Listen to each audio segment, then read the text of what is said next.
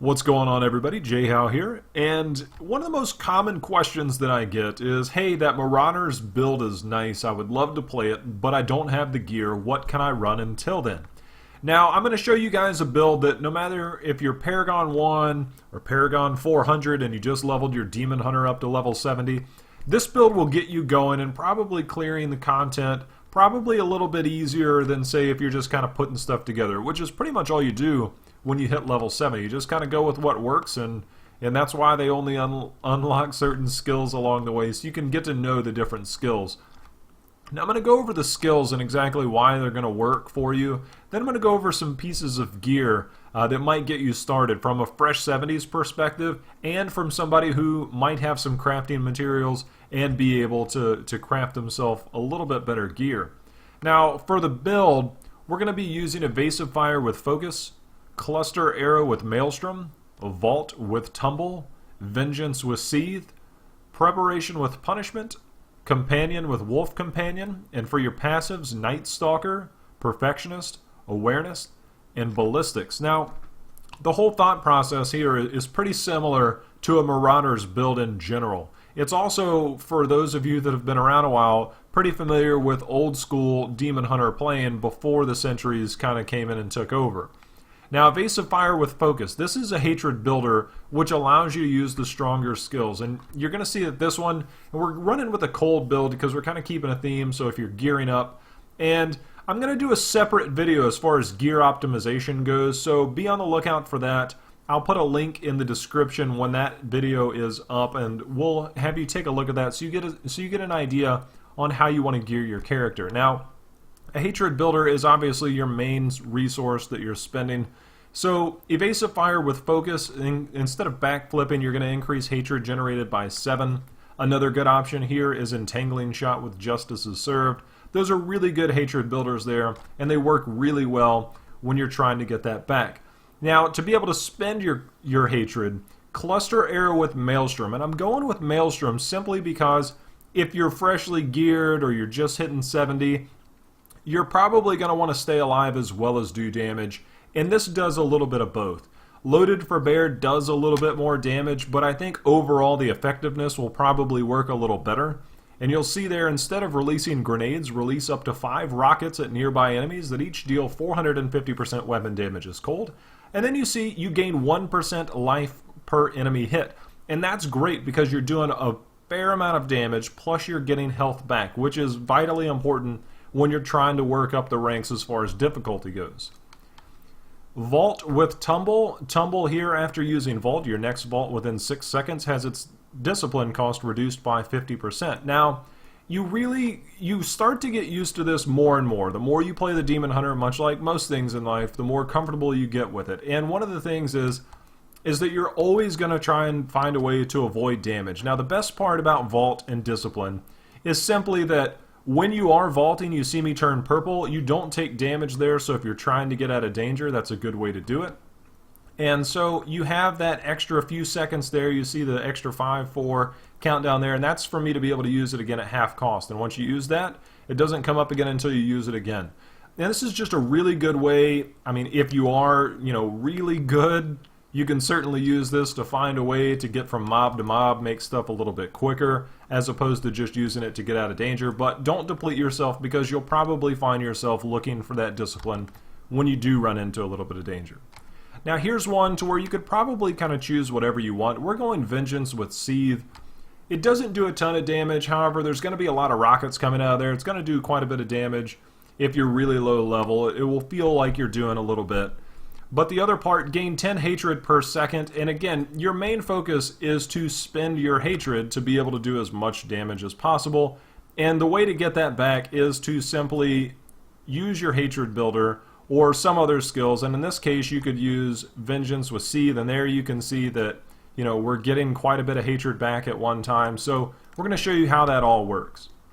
Next up, Preparation with Punishment, and you're going to see now this normally restores discipline, but with punishment, instead of restoring discipline, it now restores 75 hatred. And again, you're going to use Vault for the most part to get out of danger. And as long as you have Tumble on there, you should be able to find yourself spending Discipline at a little bit reduced rate, so you don't have to worry about Discipline quite so much. And you're going to focus more on damage with this build. Now, adjust accordingly in regards to your play style, your difficulty level. All that stuff is very important.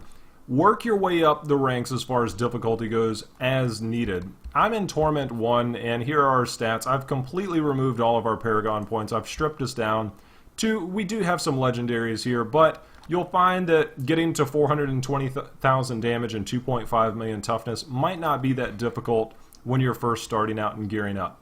So next up, Companion, and we're running this with the Wolf Companion because we're going to get the extra danger there. And you see, once you pop this to make it active, you gain 30% increased damage for 10 seconds. Now, if you do like the idea of having enough hatred to be able to keep that coming around quite a bit, your next option would be the Bat. And here you see whenever you pop it and it goes instant, you gain 50 hatred. Now, you could either sub out the damage for the hatred or the hatred for the damage, whichever works for you. Next up, and this is a skill that got changed in patch 2.1.2, Night Stalker. Your primary skills generate an additional 4 hatred. So if you're dumping your hatred there, and you see we only got 3 shots off, now when I'm casting Evasive Fire, you see that my hatred globe is filling up very, very rapidly because we're using one that has high hatred regeneration, plus we're also using the Night Stalker passive. So you can use that, and as you're moving around, if you have the Bat Companion on there, plus preparation, excuse me, you'll be able to find yourself keeping enough hatred around to be able to supplement a lot of damage throughout. Now here's one to where you can probably go the other direction. Now I put this on here for a lot of beginners because sometimes when you're working your way up the ranks, you get hit a lot and you die a lot, and you're just trying to find ways to more mitigate damage as opposed to put out damage. And this, I feel, is a good balance between the two. Perfectionist, reduce the discipline cost of all skills by 10%, so that allows you to get out of danger a little bit more often with that reduction there. But the other part, increase your armor and resistance to all damage types by 10%. Now, that's going to help your toughness out quite a bit, especially when you're first starting out. I mean, that's a really good way to stay, if you're new to the game, that's a really good way to go. If you're not new to the game and you're trying to get other stuff going, I recommend Steady Aim. That's a really good one to go with.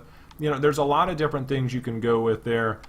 Any number here, but for the beginners, I would highly recommend running Perfectionist there.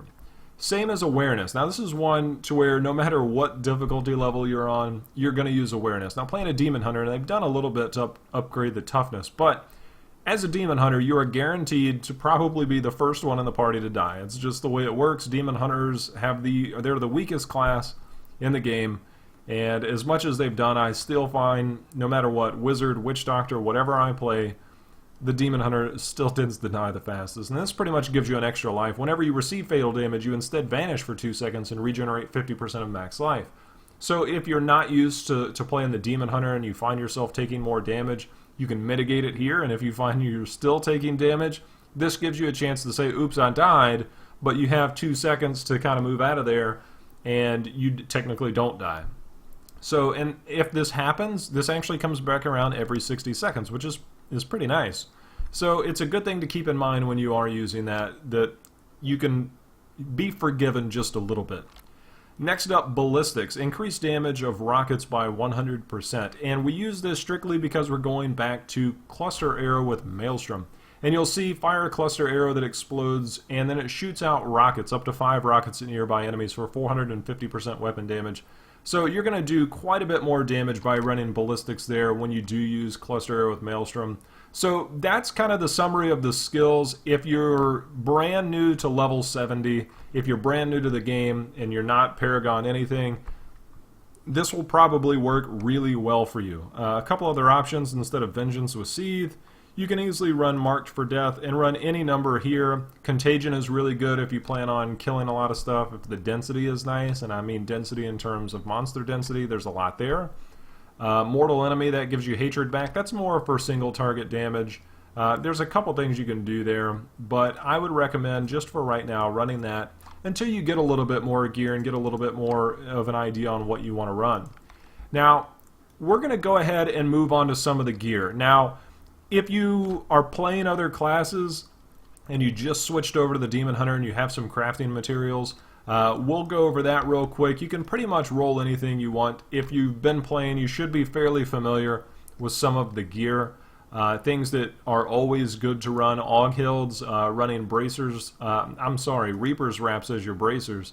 Now you'll see here health globes restore 25 to 30% of your primary resource. Now it's good to roll an elemental damage on there. And again, if you want to check out gear optimization, there's going to be a separate video for that. That way we can focus just on the build and the gear here.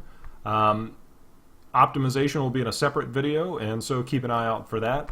Reaper's Wraps, this just allows you to get hatred back as you're going around. Pick up those health globes, that's a nice way to go. If you don't have any gear, Aughild's chest is really nice, and then you could run that with something like the shoulders, which as soon as we get down there. And that way you've got the 2-piece bonus there. There's a lot of different things you can run.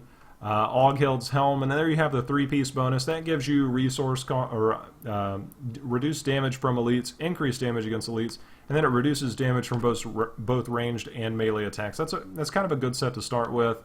You know, there's going to be a lot of options you can go with. It's not really going to matter. And I'm going to give you one tip right now that's probably going to be your best way to gear up. If you're worrying like, hey, how do I gear up, right? Now, don't abuse this, because you don't want to go to T6 and be carried, because that's just not cool to do. Now, if you hit Shift-O or click down here on your community tab, you can hit Find. And if you just go and you type in Demon Hunter, you can just hit enter there, and you're going to see Demon Hunters here. And the best way to do this is to just go in here, and there's somebody created that, but one of the things you can do is you can just join the community, and one of the things that you can do is you simply type in, and we'll go ahead and join that. You can type in looking for loot share group, and then put T whatever you're comfortable with. LS stands for loot share. This is where all classes will do this. You can find a group of other people, and you can go in and you can play with other Demon Hunters. And the best part about the Diablo community is that a lot of people are very friendly. There's always going to be bad apples out there, but there's a lot of people that are very considerate. When you join a loot share group, you know, some of us have a lot of Forgotten Souls, and some of us have a lot more than what I have at 158. And that's crafting materials to craft legendaries or to be able to re-roll stuff at the enchanter. And so a lot of people go into those games and they'll simply say, hey, you know, like, I got a Marauder's piece, but it's not as good as mine and I don't really need it.